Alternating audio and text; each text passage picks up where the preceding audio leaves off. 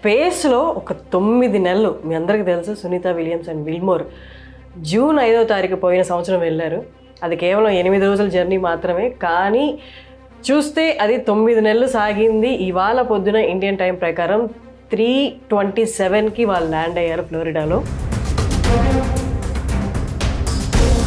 9 నెలలు అక్కడ ఉండొచ్చిన తర్వాత వాళ్ళ పరిస్థితి ఏంటి, మానసికంగా వాళ్ళ ఆరోగ్య పరిస్థితి ఏంటి? అసలు స్పేస్లో ఒక నెలగానే ఉంటే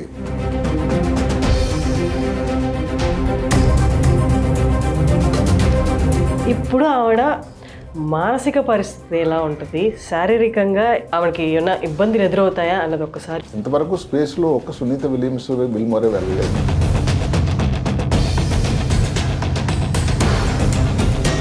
మీరు నమ్మరు, ఆ సమయంలో 150 ఎక్స్పెరిమెంట్లు చేశారు. ఆమె 2 సార్లు స్పేస్ వాక్ చేశారు. ఇంటర్నేషనల్ స్పేస్ స్టేషన్ క్యాప్సూల్లో ఉంటారు వాళ్ళు భద్రంగా. దాన్ని విడిచి బయటకు వెళ్ళడం అంటే, అందుకని నాకు ఎవరైనా అడిగితే అసలైన హీరోయిన్ ఎవరంటే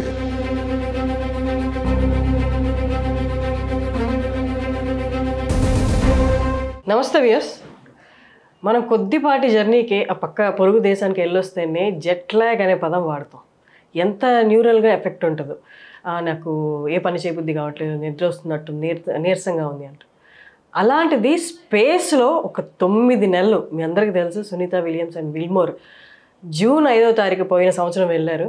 అది కేవలం 8 రోజుల జర్నీ మాత్రమే, కానీ చూస్తే అది 9 నెలలు సాగింది. ఇవాళ పొద్దున ఇండియన్ టైం ప్రకారం 3:27కి వాళ్ళు ల్యాండ్ అయ్యారు ఫ్లోరిడాలో. సరే, వచ్చేసారు. 9 నెలలు అక్కడ ఉండొచ్చిన తర్వాత వాళ్ళ పరిస్థితి ఏంటి, మానసికంగా వాళ్ళ ఆరోగ్య పరిస్థితి ఏంటి, ఇవన్నీ మనం అడిగి తెలుసుకుందాం. India's top neurosurgeon Ranganatham గారి వాళ్ళు మనతో ఉన్నారు. నమస్తే సార్. నమస్తే. ఎలా ఉన్నారు సార్? థ్యాంక్ యూ సార్, మీ టైం ఇచ్చినందుకు. And this is very important topic. దేశం కాదు, ప్రపంచం అంతా మాట్లాడుకుంటున్నారు. ఆవిడ అంతకుముందు కూడా వెళ్ళారు, కానీ ఇది అన్ఎక్స్పెక్టెడ్ అండ్ ప్రొలాంగ్డ్ అనమాట. ఇదిగో అదిగో అన్నారు, 9 నెలలు పట్టింది. ఇప్పుడు ఆవిడ మానసిక పరిస్థితి ఎలా ఉంటుంది, శారీరకంగా ఆవిడకి ఏమైనా ఇబ్బందులు ఎదురవుతాయా అన్నది ఒక్కసారి మీ మాటల్లో. ఇది మీరు ముందు ఒక మాట, చాలా మంచి మాట చెప్పారు. ఇంతవరకు స్పేస్లో ఒక సునీత విలియమ్స్ విల్మోరే వెళ్ళలేదు. మరి ప్రపంచం అంతా అందరి నోట్లలో ఎందుకు సునీత విలియమ్స్ విల్మోర్ పేరు నానుతుంది? ఎందుకంటే ఆ పరిస్థితులు అలాంటివి. వాళ్ళు స్పేస్లో ఉన్న 9 నెలలు వాళ్ళు చేసినట్టు బిహేవియర్, ఆ దీశాలెత్తు, వాళ్ళ కార్యదీక్షత, ఎవరి మీద కంప్లైంట్ లేకుండా ఒక్కసారి గత నెల అంటే జనవరిలో ఒక్కసారి ఒక చిన్న మెసేజ్ ఆమె పంపించారు. చాలా రోజులు అయిపోయింది, మాకు కూడా మేము మిస్ అవుతున్నాము, పిల్లలు లేరు వారికి, మన చుట్టాలంపి చూడాలి, సాధ్యమైనంత వరకు భూమి మీదకి వచ్చేయాలని అనిపిస్తుంది మాకు ఒక్కసారి. విల్మోర్ అది కూడా అనలేదు. ఒకటి. రెండోది, విలియమ్స్ గారి భర్త, వారి సిస్టరు, వాళ్ళందరూ చెప్పడం ఆమె ఇంతకుముందు 2 సార్లు వెళ్ళింది, ఆమెకు అన్నీ తెలుసు, మేమేం వర్రీ లేదని. ప్రపంచమంతా వర్రీ అవుతున్న టైంలో విల్మోర్ గారి అమ్మాయి ఒక వీడియో పెట్టింది, మా నాన్న is capable, mind you is 68. వీరు విలియమ్స్, సునీత విలియమ్స్ 59 ఇప్పుడు, ఎందుకంటే ఒక బర్త్డే అక్కడే సెలబ్రేట్ చేసుకున్నారు. ఇప్పుడు మీరు అడిగిన ప్రశ్న ఏదైతే ఉందో, 9 నెలల ప్రస్థానంలో స్పేస్లో ఇబ్బందులు రావా? అందులో విల్మోర్ పరిస్థితి వేరు. ఒక పురుషుడుగా, అంటే స్త్రీని కించపరిచే ప్రయత్నం కాకపోయినా సహజ సిద్ధంగా స్త్రీలో కొన్ని మార్పులు వస్తాయండి. ముఖ్యంగా ఏమిటంటే 50 ఆ ప్రాంతంలో వచ్చేదాన్ని మెనోపాస్ అంటారు, ఋతుక్రమం ఆగిపోవటం. దానిలో మామూలుగానే కొన్ని క్షీణత అవుతూ ఉంటుంది, కండరాలు వీక్ అయిపోతాయి, మామూలుగా జాయింట్స్లో పెయిన్లు వస్తూ ఉంటాయి, కాల్షియం తగ్గిపోతూ ఉంటుంది. అలాంటి పరిస్థితుల్లో ఈమె ఒక కొత్త స్టార్ లైనర్ బోయింగ్ కంపెనీ వాళ్ళు స్టార్ట్ చేశారు. ఆమె 5 రోజులకు 8 రోజులకు వెళ్ళాల్సిన అవసరమే లేదు. కానీ ఒక కొత్త కంపెనీని వాళ్ళకి సహాయం చేద్దాం, ప్రోత్సహించుదాం, ఒక ప్రైవేటు రంగానికి ఇంకొకసారి, అప్పటికే స్పేస్ ఎక్స్ రంగంలో ఉన్నారు అని ఒక్క ఆలోచనతో వాళ్ళిద్దరూ ఒప్పుకున్నారు. ఆ సీనియారిటీకి అప్పటికే వాళ్ళు 2 సార్లు వెళ్ళారు. ఇప్పుడు వెళ్ళకపోతే ఏమవుతుంది? 8 రోజులు అయిపోయింది. ఎక్కడ మొదలైంది ప్రాబ్లం అంటే, ఎవరిని కించపరచడం కానీ తప్పు పట్టడం కాకపోయినా, కారణం ఏదైనా సునీత విలియమ్స్ విల్మోర్ భారతదేశ కాల ప్రమాణం ప్రకారం ఈరోజు తెల్లవారి 3:27 ఫ్లారిడాలో ల్యాండ్ అయ్యారు. ల్యాండ్ అయ్యారు. అంటే 9 నెలలు, అంటే 278 రోజులు, 7 గంటలు. ఇంకొక మాట మనం చేయించుకోవాలి. ఇప్పుడు ఈ 9 నెలలు దేవుడా అనుకొని పరితపించుతూ బాధపడుతూ ఉన్నారా? లేదండి. మీరు నమ్మరు, ఆ సమయంలో 150 ఎక్స్పెరిమెంట్లు చేశారట. చాలా రీసెర్చ్ ప్రాజెక్ట్స్ చేశారు. ఏమిటి అంటే భావి తరానికి ముందు ఏదైతే స్పేస్ అన్నది ఏదో మన పక్క ప్రాంతంకి వెళ్ళే మాదిరిగా ఆలోచన ఉందో, ప్రైవేట్ రంగం వాళ్ళు కూడా చాలామంది, బ్లూ ఆరిజిన్ వాళ్ళు కానీ, స్పేస్ ఎక్స్ అయితే సరే ఇంకా మిగతా వాళ్ళు వీళ్ళందరూ కూడా వెళ్తున్నారు. దానికి మార్గదర్శనం కావాలి. అక్కడ ఉండేటువంటి పరిస్థితులు ఏమిటి, అక్కడ ఏమైనా యాంటీబయాటిక్స్ ఏదైనా ముఖ్యంగా మైక్రోబ్స్ ఏమైనా ఉన్నాయా, లేకపోతే అక్కడ చెట్లు కానీ అక్కడ పెరుగుతాయా, ఆక్సిజన్ తక్కువలో ఉండేటట్టు ఏం ప్రాబ్లం అవుతుంది, ఇలాంటి ఎన్నో పరిశోధనలు చేశారు. అదే కాకుండా ఆమె 2 సార్లు స్పేస్ వాక్ చేసింది. స్పేస్ వాక్ అంటే ఏంటి తెలిసిన, అది ఒక్కసారి స్పేస్ వాక్ అంటే ప్రాణానికి ఇంత రిస్క్ తీసుకున్నట్లు లెక్క. అంటే ఏమిటి, మీరు సురక్షిత ప్రాంతమైనటువంటి ఈ ఇంటర్నేషనల్ స్పేస్ స్టేషన్ క్యాప్సూల్లో ఉంటారు వాళ్ళు భద్రంగా. దాన్ని విడిచి బయటకు వెళ్ళడం అంటే ఓకే, వెళ్ళేటప్పుడు స్పేస్ సూట్కు వేసుకుని వెళ్తారు, కానీ దానివల్ల ఉండే రిస్క్ అదే. కానీ దానికి ఒక యాంకరింగ్ ఉంటుంది స్పేస్ స్టేషన్కి, మీరు చూస్తే ఒక తోకలాగా. అంటే ఏదైనా పొరపాటున మిస్ అయిపోయి ఉన్నారండి, మరి దాని తర్వాత దొరకకుండా ఉన్నారు. ఈ స్పేస్ సూట్ ఉంది చాలా భద్రం, అదొక మినీ స్పేస్ స్టేషన్ అంటారు. అది అంటే ఆక్సిజన్ కానీ, మాట్లాడడానికి కానీ, కళ్ళద్దాలు కానీ, ఏదైతే పీపీఈ సూట్లు వేస్తేనే మనం ఏ టైంలో కోవిడ్ టైంలో అమ్మో అనుకునేవాళ్ళం. అలాంటిది ఇంత కష్టమైంది, ఇంత బరువుది. అందులో ఎక్కడ స్పేస్లోకి వెళ్ళి ఎక్కడైతే గ్రావిటీ అంటూ లేని చోట్ల నడవాలి, ఎంత ముఖ్యం. అలాంటి 2 సార్లు చేశారు. స్త్రీగా ఈరోజు ప్రపంచ రికార్డు ఆ వ్యక్తిది. 62 గంటల 6 నిమిషాలు ఆమె రికార్డు. ఇంకొక ఏ స్త్రీ కూడా స్పేస్కి చాలామంది వెళ్ళారు. ఒక ఆమె 80 సంవత్సరాలప్పుడు కూడా వెళ్ళారు. కానీ స్పేస్ వాక్ మాత్రం సునీత విలియమ్స్ ఇది ఇప్పుడు ప్రపంచ రికార్డు. ఇన్ని విషయాలు చేస్తూ స్పేస్ వాక్లో ఏం చేశారు, ఊరికే నడిచి వచ్చేయటం కాదు, దానిలో ఉండే రిపేర్స్, ఒక రేడియో ఫ్రీక్వెన్సీ యాంటెన్నా ఏదో సరిగ్గా పనిచేయకపోతే దాన్ని తీసివేయటం, అదే కాకుండా ముందు వచ్చే వాళ్ళ కోసం ఏదైతే దానికి చేసినటువంటి ఇక్కడ ప్రాబ్లమ్స్ ఉన్నాయి, ఇక్కడ మధ్యలో ఇబ్బంది వచ్చింది, వాళ్ళు వెళ్తున్నప్పుడే జరిగింది కదండి. హీలియం లీక్ రావడం, ఎందుకు ఈ స్టార్ లైన్లో తిరిగి రాలేదు?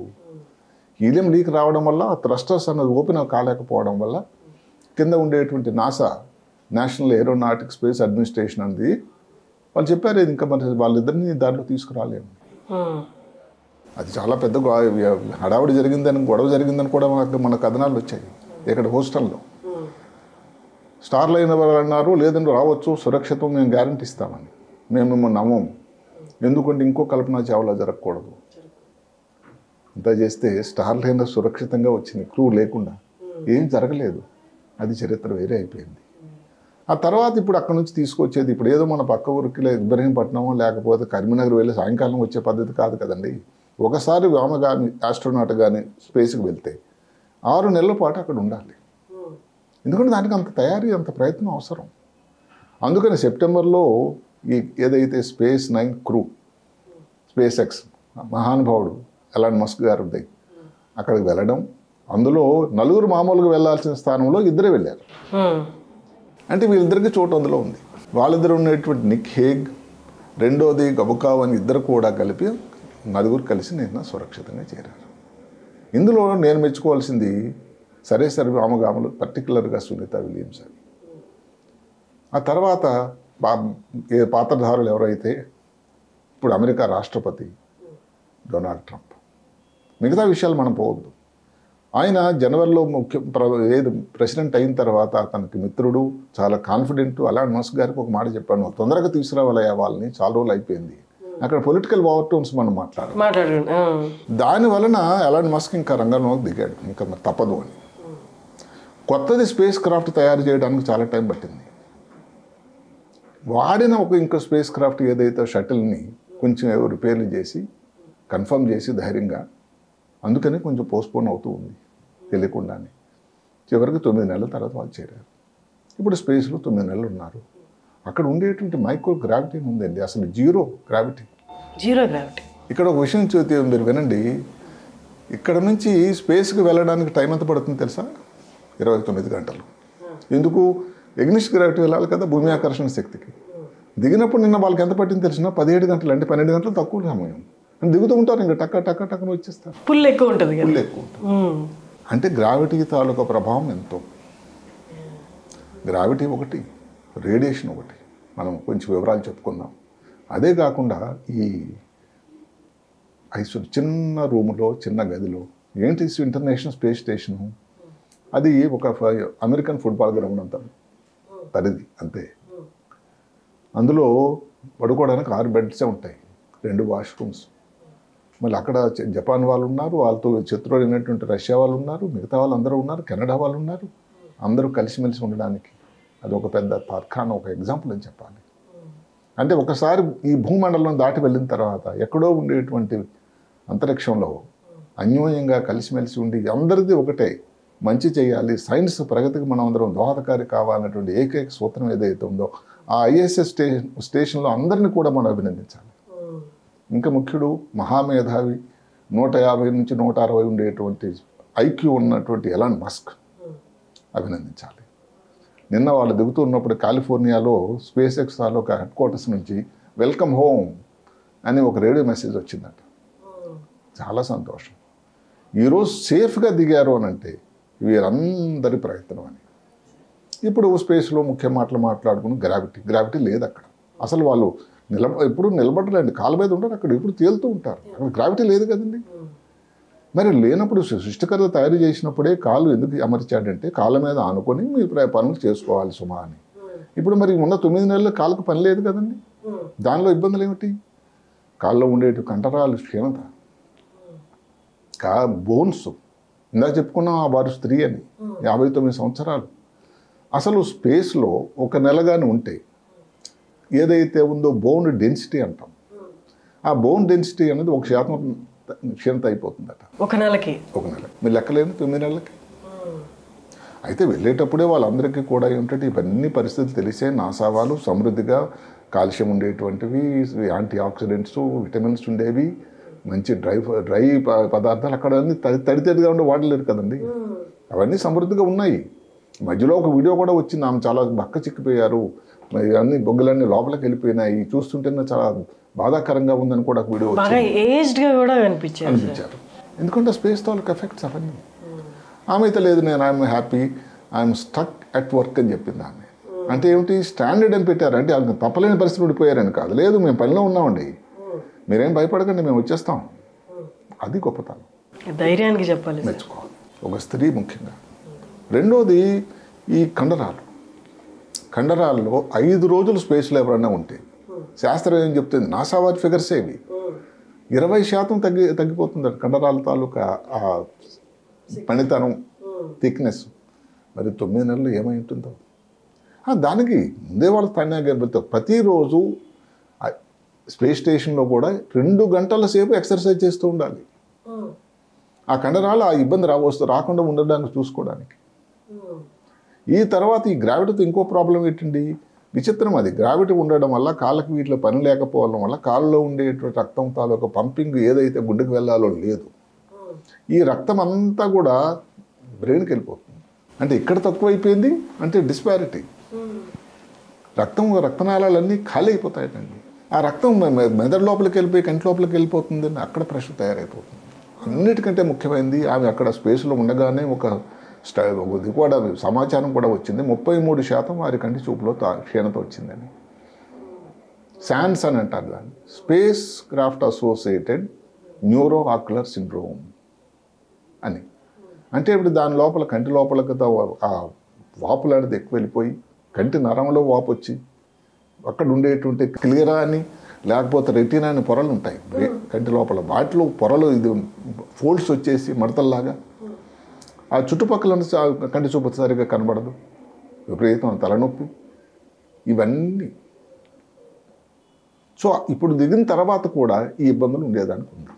ఇంకో ముఖ్యమైన ఏమిటి, ఏదైతే స్పేస్లో గ్రావిటీ తక్కువ ఉండడం వల్ల ఈ రక్తంలో ఉండేటువంటి ఆర్బీసీ, రెడ్ బ్లడ్ సెల్స్ అంటారు, అవి తయారీ అనేది లోపం వస్తుంది. తయారీ ఒకటే కాదు, అవి తొందరగా డిస్ట్రాయ్ అయిపోతాయి, పాడైపోతాయి. దానివల్ల ఎనీమియా వస్తుంది, అంటే రక్తహీనత. ఏదైతే దానిని స్పేస్ ఎనీమియా అంటారు. ఒక్క మాట, మామూలుగా అన్నట్టయితే 2 మిలియన్లు మామూలుగా డ్యామేజ్ అవుతుంటాయి, అది సర్క్యులేషన్ అవుతూ ఉంటుంది. స్పేస్లో అయితే 3 మిలియన్ డ్యామేజ్ అవుతాయి. 3 రేషియో. అంటే ఇంత ప్రాబ్లమ్స్ ఎదుర్కోవాల్సి వచ్చింది. ఇంకా అన్నిటికంటే ప్రాబ్లం ఏంటంటే రేడియేషన్ అనేది భూమి మీద ఉండగా వ్యక్తికి ఏంటంటే భగవంతుడి ఒక సిస్టమ్ అమర్చాడు, ఒక మ్యాగ్నెటిక్ ఫీల్డ్ ఉంది. ఈ రేడియేషన్ నుంచి మనకు అంతటికి దన్ను ఆయనే ఒక షీల్డ్ ఇచ్చాడు, ఆయన కవచం. అది లేదే మరి ఇంటర్నేషనల్ స్పేస్ స్టేషన్లో. దానివల్ల ఏమిటి, ఈ రేడియేషన్ తాలూకా ప్రభావం. ముఖ్యంగా రేడియేషన్ స్త్రీకి ఏమిటంటే తొందరగా మెనోపాస్, వారికైతే మెనోపాస్ వచ్చి మనకు వివరాలు తెలియదు. మెనోపాస్ తొందరగా రావడం వల్ల గుండె జబ్బులు తొందరగా రావడం, తొందరగా వచ్చేటువంటి మార్టాలిటీ, మరణం సంభవించడం. మనం కోరుకోకూడదు ఇదేది. ఎంతోమంది ప్రేయర్స్ చేస్తున్నారు. 21 టెంపుల్స్లో, హిందూ టెంపుల్స్లో అమెరికాలో పూజలు చేశారట క్షేమంగా రావాలి. ఆ ప్రేయర్స్ అనేది అదే కాకుండా బిల్మోర్ కోసం ఏదైతే ఉందో హోస్టన్లో ఆయన క్రిస్టియన్, ఆ చర్చిలో ప్రేయర్లు చేశారట. విలియమ్స్ ఏదైతే ఒరిజినల్ వాళ్ళ సొంత ఊరు మెహసానా డిస్ట్రిక్ట్లో జుల్సాన్ అనే ఊరిలో కూడా అక్కడ అందరూ కోరుకున్నారు ఎప్పుడు తిరిగి వస్తుంది అని. అహ్మదాబాద్లో హవనాలు చేశారు. భారత ప్రధాని ఒక మెసేజ్ కూడా ఇచ్చారు, మీరు హాయిగా చక్కగా క్షేమంగా తిరిగి రండి, తిరిగి వచ్చి మీరు భారతదేశాన్ని దర్శించండి, ఇంతకుముందులాగే వీఆర్ వెల్కమింగ్ అని చెప్పాడు ఆయన. అంటే ఈ అన్ని గుడ్ విషెస్తో అలా సహా ఆమె తిరిగి చక్కగా వచ్చారు. రేడియేషన్ ఎఫెక్ట్ తీసుకుంటే స్కిన్ డైరెక్ట్గా ఎక్స్పోజ్ అవుతుంది, ఎంత స్పేస్ సూట్ వేసుకున్నా కానీ. దానివల్ల స్కిన్ క్యాన్సర్లు, బ్లడ్ క్యాన్సర్ లాంటి ప్రాబ్లమ్స్ ఇవన్నీ వచ్చేదానికి ఆస్కారం ఉంది. మీరు చూస్తూ ఉంటుంటారు, క్రికెటర్స్ ఎవరు ఆస్ట్రేలియా నుంచి వస్తే అక్కడ కొంచెం అల్ట్రా వైలెట్ రేడియేషన్ ఎక్కువ ఉంటుంది. ఈ ఫేస్ మీద ఇలాంటి చిన్న పెయింట్ పెట్టుకొని వాళ్ళు ఆడుతుంటారు, వైట్ పెయింట్. ఎందుకు అంటే ఇలాంటి క్యాన్సర్ రాకుండా ఉండడానికి ఒక ప్రొటెక్షన్. అది ఒక్క మ్యాచ్లో అప్పటికే భారతదేశంలో అది ఎక్కువ ఉంటుంది అని. అలాంటిది మరి ఇక్కడ స్పేస్లో ఎలా ఉందండి, ఎన్నింతలు ఎక్కువ ఉంటుంది. అందులోనే అక్కడ ఉండే రేడియేషన్ ఏమిటి, 2 రకాల రేడియేషన్ ఉంది. ఏదైతే సన్ నుంచి వచ్చినటువంటి రేడియేషన్ వేరు, అలాగే ఈ గ్రహమండలం నక్షత్ర మండలం నుంచి వచ్చేటువంటి రేడియేషన్ వేరు. ఇంకా ప్రమాదకరమైన రేడియేషన్. మూడవది ఏమిటంటే కన్ఫైన్మెంట్. చిన్న ఏరియాలో రోజు ఆమోహాలనే చూస్తూ చుట్టుపక్కల వాళ్ళతో ఎవరితో పలకరింపులు లేవు. కన్ఫైన్మెంట్, సాలిటరీ కన్ఫైన్మెంట్ కింద లెక్కది. దానివల్ల మనోవ్యాధికి మందు లేదన్నట్టు బ్రెయిన్లో మార్పులు, కాగ్నిటివ్ స్కిల్, జ్ఞాపక శక్తి, లేకపోతే అనాలిసిస్ కానీ, విచక్షణ జ్ఞానం కానీ, ఇవన్నీ కూడా రూపిస్తూ ఉంటాయట. అదే కాకుండా ముందు చెప్పినట్టుగానే మెదడు లోపల ఒత్తిడి కూడా పెరగడానికి ఆస్కారం ఉంటుంది. అంటే ఇన్ని ఇబ్బందులు ఈ స్పేస్ ట్రావెల్ దానివల్ల ఉంటాయి. అందరికి వస్తాయంటే రాదు. అదే కాకుండా ఏదో వచ్చింది తగ్గిపోతుంది అంటే కొంతమందికి తగ్గిపోవచ్చు తొందరగా, కొంతమందికి వారాలు నెలలు కూడా పట్టవచ్చు. ఒకసారి పూర్తిగా రికవర్ కూడా కాకపోవచ్చు. కంటి చూపి అనుకోండి, దానికి ముందు అన్ని పరీక్షలు చేస్తారు వెళ్ళే ముందు. దానికి రకరకాల స్కాన్లు, ఎంఆర్ఐ స్కాన్లు, ఫండోస్కోపీ, టోనోమెట్రీ ఇలాంటివన్నీ చేస్తారు. కానీ ఎక్కడైనా కానీ తేడా రావచ్చు కదా. అంటే ఇన్ని రిస్కులు తీసుకొని ఈ వ్యోమగాములు ఒకటి సరే అక్కడికి వెళ్ళి చేయాలనుకుంటే ఆ ధీరత్వం, అదే కాకుండా సైంటిఫిక్ ఉత్సుకత. అందుకనే నాకు ఎవరైనా అడిగితే అసలైన హీరోయిన్ ఎవరంటే నా ప్రకారం ఇలాంటి ఏదైతే అన్ని వ్యయప్రసాలు ఓర్చి రిస్క్ కూడా తీసుకుని వెళ్ళేటువంటి వ్యోమగాములు ఎవరైతే ఉన్నారో జవాన్లు, అదే కాకుండా ప్రాణాలు రక్షించడానికి ప్రయత్నించేటువంటి డాక్టర్లు నిజమైన హీరోలు, హీరోయిన్. సార్ నాకు ఇంకొక చిన్న సారీ టు ఇంటరప్ట్ సార్. ఇప్పుడు మీరు అన్నారు ఈ అందులో చాలామంది ఉంటారు, చాలా దేశాలు ఉంటారు. వాళ్ళు అంటే వీళ్ళైతే వచ్చేసారు సార్, నా 2 వెళ్ళి 4 వచ్చారు. అక్కడ ఉన్న వాళ్ళు కూడా దఫాలుగా మారుతూ ఉంటారు. అంటే వాళ్ళ డ్యూరేషన్ ఉంటుంది కదండి, పీరియడ్. వాళ్ళు అక్కడికి స్పేస్లోకి వెళ్ళేటప్పుడే వీళ్ళు 2 రోజులు ఉండాలని ఒక రూల్ ఉంది. అందుకే కదా మనం లేకపోతే విలియమ్స్ గురించి అనుకోవడానికి. ఆమె అసలు 8 రోజుల్లో రావాల్సింది, 9 నెలలు అయిపోయింది. ఇప్పుడు ఏదైతే ఉన్నారో, ఇప్పుడు ఇంతకుముందు 2 ఏదైతే సెప్టెంబర్లో పెరిగిన వాళ్ళు ఇప్పుడు కలిసి వచ్చేసారు 4. అంటే ఇంకొక మళ్ళీ ఇప్పుడు నెక్స్ట్ ఇక్కడ నుంచి స్పేస్ షిప్ వెళ్ళినప్పుడు దాంట్లో ఇంకా 4 వెళ్తారు. దాంట్లో సీటింగ్ అరేంజ్మెంట్ 4. అంటే అక్కడ ఉన్న 4 ఎవరో మళ్ళీ వస్తారు కిందికి. అది ఒక సిస్టమ్ ఒకటి ఉంది, హ్యాండింగ్ ఓవర్ అని. ఇప్పుడు మాటకి మేము నర్సులు మేము పనిచేసే డాక్టర్లు ఏంటంటే తన డ్యూటీ అయిపోగానే మిగతా డ్యూటీ వాళ్ళకి హ్యాండ్ ఓవర్ అని ఉంటుంది. క్విక్గా హ్యాండ్ ఓవర్ అంటే ఆ పని ఉంది, ఆ పేషెంట్కి ప్రాబ్లం ఉందా, ఇంజక్షన్ ఇవ్వలేదు, ఈ డ్రెస్సింగ్ చేయాలి, ఇవన్నీ. అలాంటి హ్యాండింగ్ ఓవర్ ఉంటుంది, అదొక పెద్ద ప్రక్రియ. అండ్ హ్యాండింగ్ ఓవర్ అంటే ఏదన్నా కానీ అక్కడ రిపేర్ ఉంది, ఇది చూసుకోవాలి, ఏదో లీక్ అయింది, మన ప్రాబ్లం వచ్చింది, ఏదో సౌండ్ వచ్చింది, ఇవన్నీ అటెండ్ చేయాలి. బయటకు ఏదైనా రిపేర్లు ఉంటే చేయటం. ఇంకెవరు వస్తారండి అక్కడ? రిపేర్ని పిలుస్తారా? ప్లంబర్ వస్తారా? ఇంజనీరు వాళ్ళే, నావిగేషన్ చేసేవాళ్ళు వాళ్ళే, క్యాప్టెన్ వాళ్ళే ఉన్నవాళ్ళే. అందువల్ల అక్కడ ఉండేటువంటి పరిస్థితి అన్నది చాలా డిఫికల్ట్. ఇవన్నిటికీ కోర్చి తెలిసే వెళ్ళడం. అది కూడా ఒకసారి ఏదో వెళ్ళారని కాదు. ఈ వచ్చిన నలుగురిలో మొదటిసారి వెళ్ళిన ఒక వ్యక్తి హేగ్ అనే వ్యక్తి ఇంతకుముందు వెళ్ళాడు. ఆయన గొర్బుకోవ్ అని ఏదైతే ఆ రష్యన్ హోమగామి ఏదైతే ఉన్నాడో ఆయన మొదటిసారి వెళ్ళడం. ఇంకా ఈ కామెడేరీ ఏదో హ్యాపీనెస్ వీళ్ళిద్దరు కలిసిమెలిసి ఒక మాట చెప్తాను. నిన్న దిగినప్పుడు మీరు అబ్జర్వ్ చేస్తే ఫస్ట్ వచ్చింది ఎవరైతే జూనియర్ మోస్ట్ పర్సన్ మొదటిసారి వెళ్ళాడో రుబుకోవ్, రష్యన్. తర్వాత వచ్చింది హేగ్, స్త్రీగా మూడోసారి ఆమె. లాస్ట్లో వచ్చాడు విల్మోర్. చూడండి, వీళ్ళిద్దరు మేము వెళ్ళాము తొందరగా వచ్చేస్తాం అబ్బాయి అని బయటకు వచ్చేస్తే. అంటే అక్కడ అబ్జర్వ్ చేస్తే ఇవన్నీ కూడా చిన్న చిన్న సూక్ష్మ వివరాలు. కానీ అంటే ఎంత కలిసిమెలిసి ఉండి కలిసి పనిచేయటం అన్నది నిజంగా మెచ్చుకోవాల్సినది గొప్ప తార్కాణం. సార్ ఇప్పుడైతే వాళ్ళు వచ్చేసారు. ఐ హోప్ అంటే ఇప్పుడు అదే ప్రాబ్లమ్స్, కంటి చూపుల కోసం టెస్టులు చేయాలి, బోన్ మాస్ కోసం టెస్టులు చేయాలి. ఎందుకంటే బోన్ మాస్ దానివల్ల తగ్గిపోవడం వల్ల, కాల్షియం క్షీణత అవ్వడం వల్ల, ఏదైతే డెన్సిటీ తగ్గిపోవడం వల్ల ఫ్రాక్చర్స్ ఇలాంటివి జరగడానికి అవకాశం ఉంటుంది. ఏదైతే ఇది కండరాల తాలూకా క్షీణత అవ్వడం వల్ల దానికి ఎక్సర్సైజ్లు అవన్నీ నేర్పుతారు. అందుకని ఇప్పుడు ఏదైతే ఫ్లోరిడాలో దిగినప్పటి వాళ్ళకి వెళ్ళిపోవడానికి లేదండి ఇంటికి. ఫ్లోరిడా నుంచి హౌస్టన్కి షిఫ్ట్ చేస్తారు. అక్కడ వాళ్ళ చుట్టాలు బంధువులను ఒకసారి పలకరిస్తారు. తర్వాత కొన్ని వారాలు నెలల తర్వాత అవసరాన్ని బట్టి అప్పుడు వాళ్ళ ఇంటికి వెళ్ళాలి. అదే ఇప్పుడు మన దగ్గరగానే ఏం చేశారు, ఫస్ట్ క్యాప్సూల్ నుంచి దీనికి షిప్లో ఉండకు వెళ్ళిపోయారు. షిప్ నుంచి బయటకి ట్రాలీ మీద మనం వస్తూ చూస్తున్నాం చేసి ఇప్పుడు పోస్టన్కి షిఫ్ట్ చేస్తున్నారు ఫ్లైట్. అక్కడ పరీక్షలన్నీ మళ్ళీ నిర్వహించి అన్నీ సక్రమంగా ఉన్నాయని, ఏం ఇబ్బంది లేదు అన్నప్పుడే దానికి వాళ్ళ ప్రకారం అంతా బాగుందని చెప్పిన రోజు నాడే బయటకు వెళ్ళడానికి వాళ్ళ బంధువుల్ని ఇంటికి వెళ్ళడానికి అనుమతిస్తారు. అదే కాకుండా అప్పుడుతో అయిపోదు, ఇంకా వాళ్ళ లైఫ్ లాంగ్ ఇంకో పద్ధతి ఉందండి. ఆస్ట్రోనాట్స్లో లైఫ్ లాంగ్ ఫాలో అప్. ఎప్పుడైనా ఒక ప్రాబ్లం రావచ్చు కొత్తది. మనం ఇప్పుడే ఇవి చిన్నవే చెప్పుకున్న మాట, గుండె తాలూకా రక్తం పంపింగ్ మెకానిజం డ్యామేజ్ అయిపోతుంది, గుండె తాలూకా క్షీణత అయిపోతుంది, కంట్రాక్ట్ అయిపోతుంది, చిన్నగా అయిపోతుంది. ఊపిరితిత్తులో ప్రాబ్లం రావచ్చు, జ్ఞాపకశక్తి తేడా వస్తుంది, కంటి చూపుని సరే మనం చెప్పుకున్నాం. ఇన్ని మార్పులు స్పేస్ వల్ల రావడానికి ఆస్కారం. సార్ అంటే ఇప్పుడు మన అంటే ఎర్త్ మీద పుట్టిన ఒక హ్యూమన్ బీయింగ్ అక్కడికి వెళ్తే కొత్త ప్రదేశానికి వెళ్ళారు కాబట్టి జరిగే మార్పులు చెప్పుకున్నాం సార్. అలా కాకుండా స్పేస్లో ఆవిడ దిగి నడవడం జరిగింది. వి డోంట్ నో అక్కడ ఏ మైక్రో ఆర్గానిజమ్స్ ఉన్నాయో, ఎలాంటి జబ్బులు రావచ్చు, కొత్తగా అంటే ఫారెన్ బాడీస్ కాబట్టి అవన్నీ ఈ ఆవిడ ఎక్స్పోజ్ అయ్యే ఛాన్సెస్ ఉన్నాయా? లేకపోతే వీళ్ళందరూ ఒకటే క్యాప్సూల్లోనా, దట్టు క్లోజ్డ్ క్యాప్సూల్లో ఉన్నారు కాబట్టి ఒకరికి ఏదైనా ఆరోగ్య సమస్య వచ్చినా వీళ్ళందరికీ స్ప్రెడ్ అయ్యే ఛాన్స్. ఈ ప్రశ్న చాలా సరైన ప్రశ్న. అందుకనే ఈ పరిశోధనలో భాగంగా అక్కడ ఉండేటువంటి కొన్ని శాంపుల్స్ కలెక్ట్ చేశారు ఆమె. అక్కడ ఏమన్నా మైక్రోగ్రామ్స్ అండ్ ఏదైతే బ్యాక్టీరియా కానీ ఉన్నాయా అని అవన్నీ వచ్చిన తర్వాత దానికి అనాలిసిస్ జరుగుతూ ఉంది. అదే కాకుండా అందరికీ తెలియాల్సింది ఏమిటంటే ఇంటర్నేషనల్ స్పేస్ స్టేషన్ ఒక స్టెరైల్ ఏరియా టోటల్గా. అక్కడ ఏ రకం ఇన్ఫెక్షన్ అలాంటిది రావడానికి ఆస్కారం లేదు. స్పేస్ వాక్ చేసినప్పుడు అదే పరిస్థితి కాదు.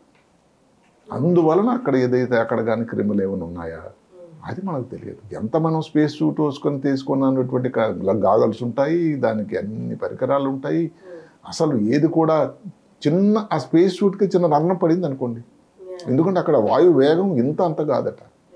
ఏదైనా చిన్నది ఏదైనా స్టోను కాదు, ఏదైనా చిన్న పార్టికల్ వచ్చి తగిలిందంటే దానికి రంధ్రం అయిపోవచ్చు. ఇన్ని ఇబ్బందులు.